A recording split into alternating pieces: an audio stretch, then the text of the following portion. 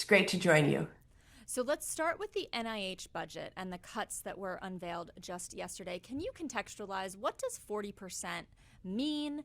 What would it look like? What does America most need to know about this proposed budget?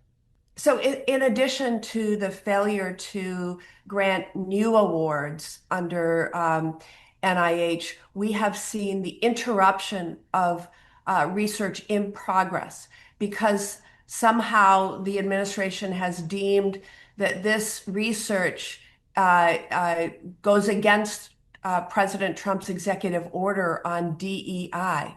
By way of an example, studying racial disparities in Alzheimer's, or whether certain conditions have disproportionate or disparate impacts on certain communities, they've halted the research in progress.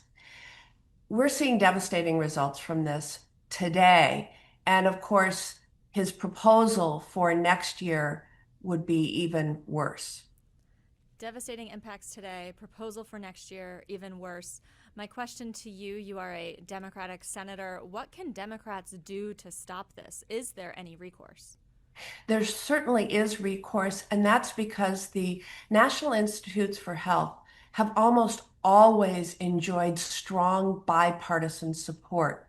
And already some of my Republican colleagues have joined all of the Democrats in pushing back against the Trump administration's handling of NIH, be that the firing of many scientists who have worked for NIH for decades, or whether that's their conduct in failing to award grants that otherwise would have been awarded. So we're seeing a pushback. In fact, the Senate Appropriations Committee, on which I sit, uh, had its very first hearing of the year on cuts at the NIH. And so I'm very hopeful that we'll be able to restore that funding. But we will be fighting against the administration every step of the way. When you talk about the bipartisan support that the NIH has historically enjoyed and some of the current pushback from your Republican colleagues in the Senate, we have seen Susan Collins, Lisa Murkowski say that they are concerned. To really make any sort of inroads here, you need two more Republican senators to join you to override J.D. Vance's tie-breaking vote. Do you think you can get those two more? And if so, what are the mechanisms going on behind the scenes to get that?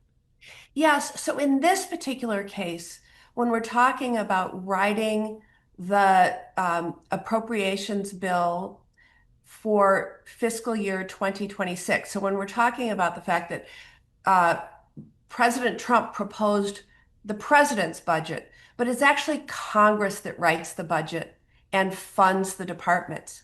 And so that's where the showdown will come. The Senate Appropriations Committee will write a bill. I predict that bill will fully fund the NIH at current levels or even above, and will resist the cuts that the president has proposed. And then we're going to need 60 votes to pass that. But it is the Congress that sets the budget and appropriates money and funds the agencies and the departments.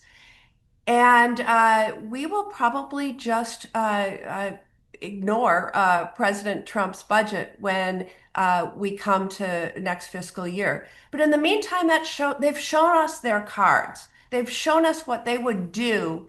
And we've seen also, since the very first day of this Trump administration, a push and tug between Congress and the presidency. It is the Congress that passes laws. It is the Congress that sets the budgets. It is the Congress that funds the agencies. And it is the administration's job to implement those laws and to administer those agencies as Congress sets out in law. And right now they're flouting us, and we're seeing ourselves in court, and we're going to see whether they have any influence moving forward on the fiscal year 2026 budget.